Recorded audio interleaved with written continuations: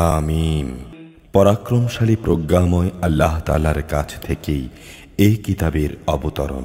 নিঃসন্দেহে আকাশমালা ও জমিনে ঈমানদারদের জন্য আল্লাহ তাআলাকে জানার অগণিত নিদর্শন রয়েছে।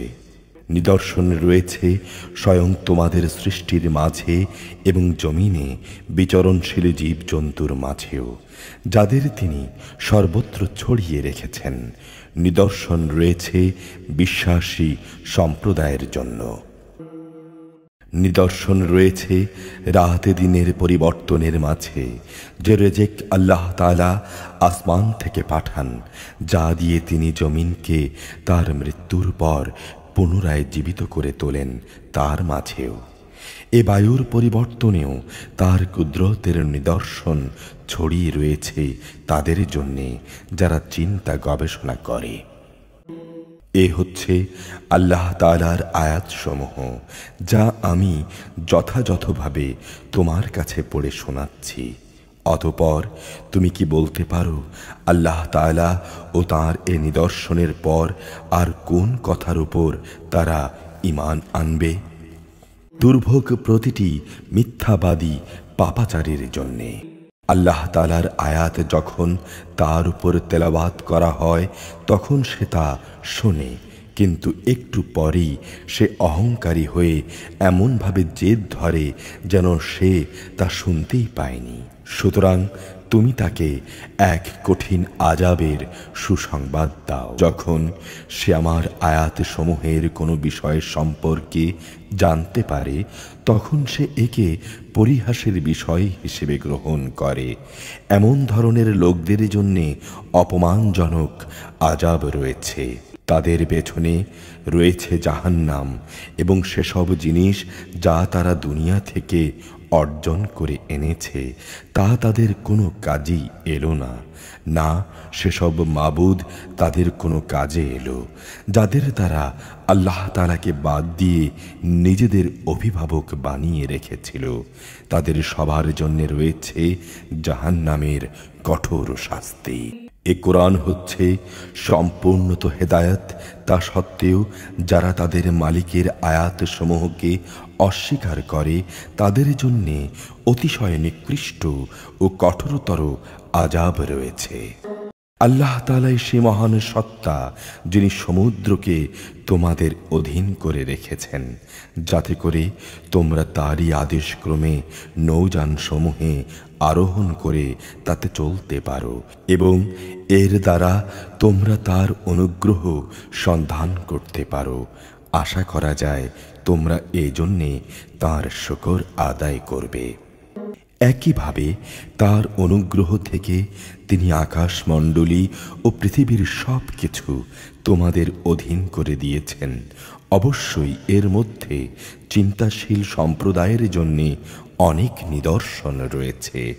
হে নবী, ঈমানদারদের তুমি বলো, যারা আল্লাহ তাআলার অমোঘ বিচারের দিনগুলো থেকে কিছুই আশা করে না, তারা যেন তাদের ক্ষমা করে দেয়, যাতে করে আল্লাহ তাআলা এ বিশেষ দলকে তাদের কৃতকর্মের জন্যে পরকালে পুরোপুরি বিনিময় দিতে পারেন।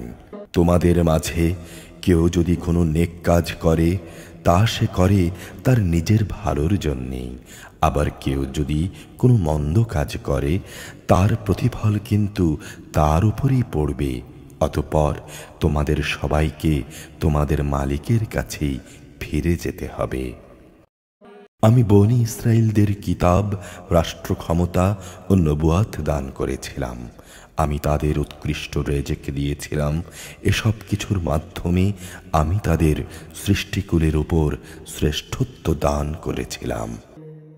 দিন সংক্রান্ত বিষয়গুলো আমি তাদের কাছে বিশদভাবে পেশ করেছি। অতঃপর যে মতবিরোধ তারা নিজেদের মধ্যে সৃষ্টি করেছে, তা কিন্তু করেছে তাদের কাছে সঠিক জ্ঞান আসার পর। তা করেছে তাদের পারস্পরিক জেদের কারণে। হে নবী, কিয়ামতের দিন অবশ্যই তোমার মালিক তাদের মধ্যে সেসব বিষয়ের ফয়সালা করে দেবেন যে ব্যাপারে তারা দুনিয়ায় মতবিরোধ করেছে। অতঃপর হে নবী, আমি তোমাকে দিনের এক বিশেষ পদ্ধতির উপর এনে স্থাপন করেছি, অতএব তুমি শুধু তারই অনুসরণ করো। শরীয়তের ব্যাপারে সেসব লোকদের ইচ্ছা আকাঙ্ক্ষার অনুসরণ করো না, যারা আখিরাত সম্পর্কে কিছুই জানে না। আল্লাহ তাআলার মোকাবেলায় এরা তোমার কোনোই কাজে আসবে না। জালেমরা অবশ্যই একজন আরেকজনের বন্ধু, আর পরহেজগার লোকদের আসল বন্ধু হচ্ছেন আল্লাহ তাআলা স্বয়ং। এ কোরআন হচ্ছে মানুষের জন্যে সুস্পষ্ট দলিল, সর্বোপরি বিশ্বাসীদের জন্যে তা হচ্ছে জ্ঞানের কথা, পথনির্দেশ ও অনুগ্রহ। যারা অপকর্ম করে তারা কি মনে করে নিয়েছে আমি কি তাদের পরিণতি সে লোকদের মতো করে দেব যারা ঈমান এনেছে এবং নেক আমল করেছে? তাদের জীবন ও তাদের মরণও কি একই ধরনের হবে? কত নিম্নমানের ধারণা পোষণ করছে এরা আল্লাহ তাআলা সম্পর্কে। আল্লাহ তাআলা আসমান সমূহ ও জমিনকে যথাযথভাবেই সৃষ্টি করেছেন, যাতে করে এ দুয়ের মাঝে বসবাসরত প্রতিটি বাসিন্দার কাজকর্মের ঠিক ঠিক বিনিময় দেয়া যেতে পারে। কিয়ামতের দিন তাদের কারো প্রতি জুলুম করা হবে না। হে নবী, তুমি কি সে ব্যক্তির প্রতি লক্ষ্য করেছ যে নিজের খেয়াল খুশিকে নিজের মাবুদ বানিয়ে নিয়েছে এবং পর্যাপ্ত পরিমাণ জ্ঞান থাকা সত্ত্বেও আল্লাহ তাআলা তাকে গোমরাহ করে দিয়েছেন?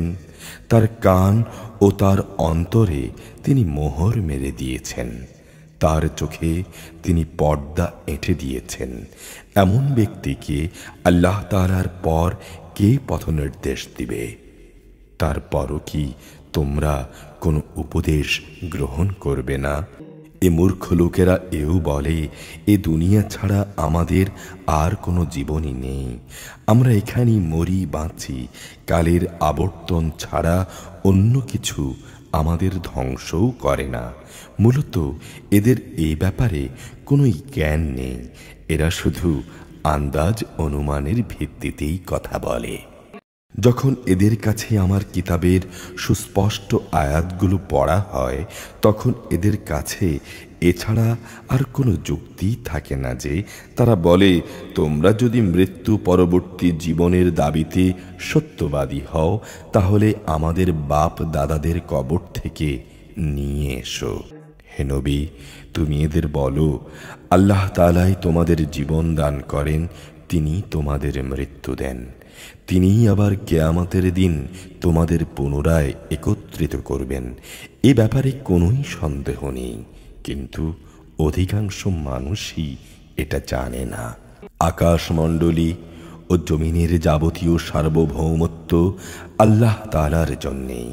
যেদিন কিয়ামত সংঘটিত হবে সেদিন এ বাতিলপন্থীরা ভীষণভাবে ক্ষতিগ্রস্ত হবে। হে নবী, সেদিন তুমি প্রত্যেক সম্প্রদায়কে দেখবে মহাবিচারকের সামনে তারা ভয়ে আতঙ্কে নতজানু হয়ে পড়ে থাকবে। প্রত্যেক জাতিকেই তাদের আমলনামার দিকে ডাক দেয়া হবে। তাদের বলা হবে, দুনিয়ায় তোমরা যা কিছু করতে আজ তোমাদের তার যথাযথ প্রতিফল দেয়া হবে। বলা হবে, এ হচ্ছে আমার কাছে সংরক্ষিত তোমাদের নথিপত্র, যা তোমাদের কর্মকাণ্ডের উপর ঠিক ঠিক বর্ণনায় পেশ করবে। তোমরা যখন যা করতে আমি তা লিখে রাখছিলাম। যারা ঈমান এনেছে এবং সে অনুযায়ী নেক কাজ করেছে, আজ তাদের রব তাদের তাঁর অনুগ্রহে জান্নাতে দাখিল করাবেন, আর এটাই হবে সেদিনের সুস্পষ্ট সাফল্য। অপরদিকে যারা কুফরি অবলম্বন করেছে, আমি তাদের বলবো, তোমাদের সামনে কখনো কি আমার আয়াতসমূহ পড়ে শোনানো হতো না? অতঃপর তোমরা ঔদ্ধত্য প্রকাশ করেছিলে। মূলত তোমরা ছিলে নাফরমান জাতি। যখন তোমাদের বলা হতো আল্লাহ তাআলার ওয়াদা সত্য এবং কিয়ামত সংঘটিত হবে, এর মধ্যে কোনো রকম সন্দেহ নেই।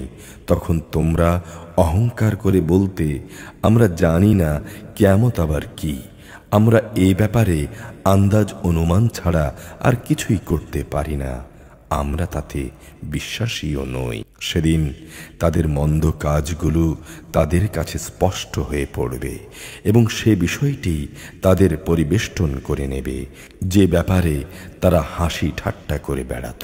বলা হবে, আজ আমি তোমাদের সেভাবে ভুলে যাব যেভাবে তোমরা দুনিয়ায় থাকতে এই দিনের সাক্ষাৎ ভুলে গিয়েছিলে।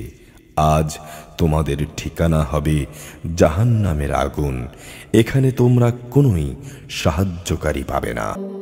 এটা এই কারণে তোমরা আল্লাহ তাআলার আয়াতসমূহ নিয়ে হাসি তামাশা করতে এবং পার্থিব জীবন দারুণভাবে তোমাদের প্রতারিত করে রেখেছিল।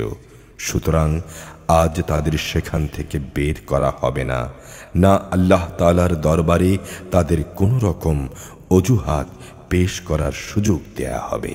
সকল প্রশংসা আল্লাহ তাআলার জন্যে, যিনি আসমান সমূহের রব, তিনি জমিনের রব, তিনি রব গোটা সৃষ্টিকুলের। আকাশ মণ্ডলী এবং জমিনের সব গৌরব মাহাত্ম্য তাঁর জন্যে নিবেদিত। তিনি মহাপরাক্রমশালী, প্রজ্ঞাময়।